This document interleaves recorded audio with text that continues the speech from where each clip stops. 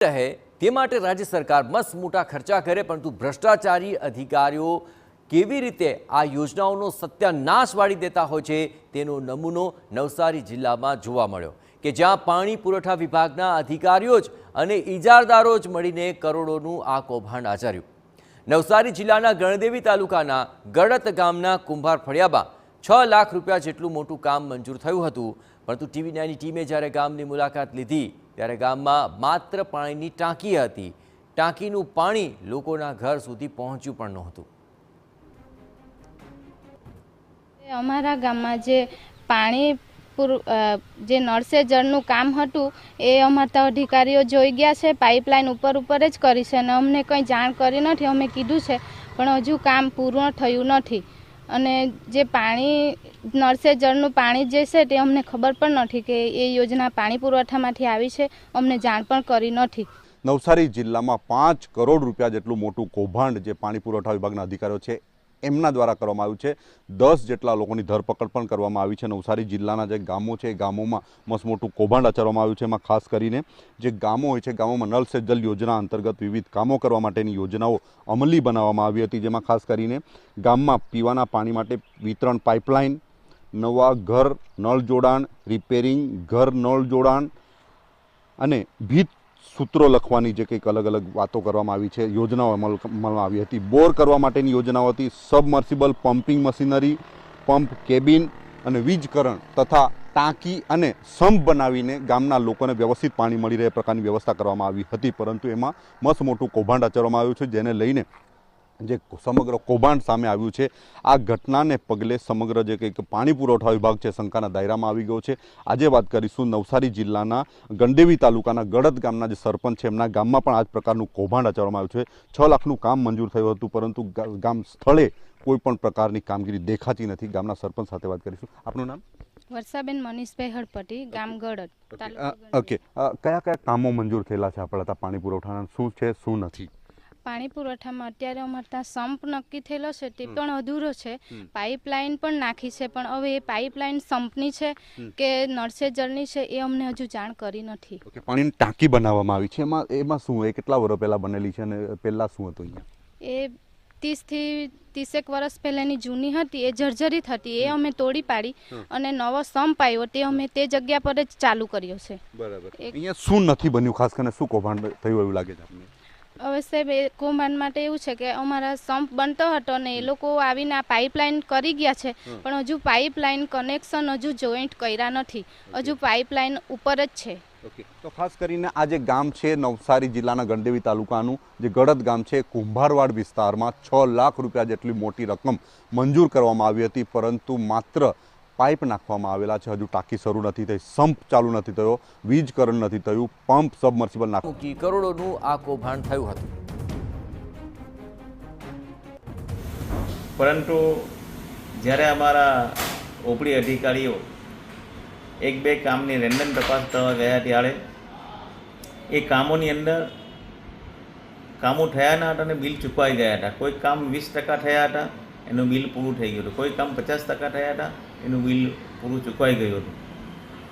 આ જ્યારે વિભાગને ખબર પડી ત્યારે વિભાગ દ્વારા તપાસ કરવામાં આવી, પરંતુ આ જિલ્લાની અંદર ટ્રાઇબલ વિસ્તાર પણ આવેલો છે, એટલે અલગ અલગ ગ્રાન્ટોની પણ કામ થયા હોય તો એ અમારો પાણી પુરવઠા વિભાગ તપાસ ના કરી શકે, એટલા માટે અમારા વિભાગ દ્વારા CID ક્રાઇમને તપાસ।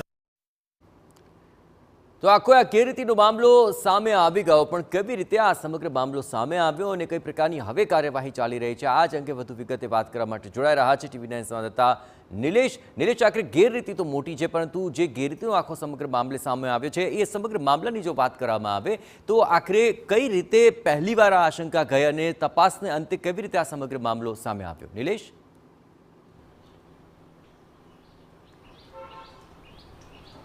હા જી, સમગ્ર ઘટનાક્રમમાં જે ઘટનાક્રમ સામે આવ્યો છે અને જે કંઈક સીઆઈડી કામને તપાસ સોંપવામાં આવી છે, સમગ્ર ઘટનાક્રમમાં જે સ્થાનિક જે ગામના જે કંઈ આગેવાનો હતા એમના દ્વારા રજૂઆતો કરવામાં આવી હતી, ગામના લોકો દ્વારા રજૂઆતો કરવામાં આવી હતી, સ્થાનિક જે કંઈક જનપ્રતિનિધિ હતા એમના દ્વારા પણ રજૂઆતો કરવામાં આવી હતી કે અમારા ગામમાં જે કંઈક કામો છે એ બાકી છે, કરવાના બાકી છે, પરંતુ સમગ્ર ઘટનાક્રમમાં તપાસ કરતા અધિકારીઓ પાસે તપાસ કરતા જે કંઈક અલગ અલગ જે કંઈક કાર્યક્રમો યોજાય છે, કાર્યક્રમ અંતર્ગત જે કંઈક જનપ્રતિનિધિઓએ કેફિયત રજૂઆત કરી હતી કે અમારા ગામમાં કામો થયા નથી. એ ગામોમાં થયેલા કામો અને જે ન થયેલા કામો બાબતની સરખામણી કરવામાં આવી હતી. ત્યારબાદ સમગ્ર ઘટનાક્રમ સામે આવ્યો હતો કે કામ તો થઈ ગયું છે પરંતુ હજુ સ્થળ પર દેખાતું નથી. આ સમગ્ર ઘટનાક્રમ સામે આવ્યો હતો. ત્યારબાદ ફરીથી જે કંઈક સરકારી અધિકારીઓ છે, પાણી પુરવઠાના અધિકારીઓ છે, એમની સાથે સમગ્ર કામનું ટેલી કરવામાં આવ્યું હતું અને ત્યારબાદ સમગ્ર ઘટનાક્રમમાં કૌભાંડ થયું હોવાનું સામે આવતા આજે કંઈક અધિકારીઓ પાસેથી વિજિલન્સ તપાસ માંગવામાં આવી હતી, વિજિલન્સ તપાસ કરવામાં આવી હતી. વિજિલન્સ તપાસમાં જે કંઈક ગામો છે 90 જેટલા ગામોમાં તપાસ કરવામાં આવી હતી. એ તપાસમાં સમગ્ર ઘટનાક્રમ સામે આવ્યો છે. એકના એક કામ માટે 2 વખત બિલો મૂકીને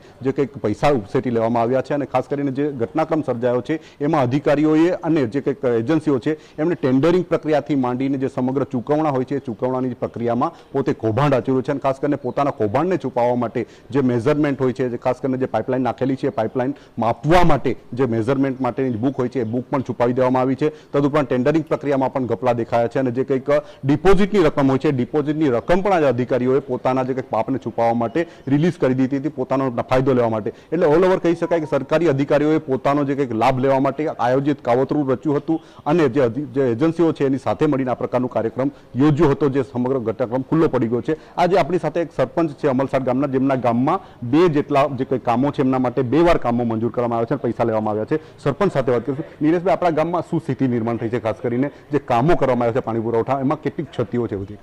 અંબલસા ગામમાં 3 ટાંકી, 1 સંપ અને પાણીની લાઈનો મંજૂર કરવામાં આવેલી હતી અને અધિકારીઓ તથા એજન્સી દ્વારા ગામમાં જ્યારે લાઈનો નાખવાની હતી ત્યારે અમને જાણ કરવામાં આવેલી અને અમે એરિયા બતાવેલા કે આ એરિયામાં લાઈનો નાખવાની છે અને જે પૈકી એમણે લાઈનો નાખેલી છે પણ એ લાઈનો અધૂરી છે, પૂર્ણ કરેલ નથી અને કેટલા મીટર મંજૂર થયેલી છે એની અમારી પાસે માહિતી નથી. ટેન્ડર પ્રક્રિયા બાબત આપણને ખબર હતી, જાણ કરવામાં આવેલી, અધિકારીઓ આવ્યા હતા આપણી પાસે? ના, અમારે એ બાબતે કોઈ જાણ નહીં હતી. મંજૂરી કરવામાં આવી છે અને આ તમારે ત્યાં આટલા કામો મંજૂર કરવામાં એટલી માહિતી અમને આપવામાં આવેલી હતી. ઓકે, તો ખાસ કરીને જે ઘટનાક્રમ ઘટ્યો છે એમાં જે કંઈક મહત્વની સંસ્થા કહી શકાય, ગ્રામ પંચાયતે ખૂબ મહત્વનું ઘટક કહી શકાય.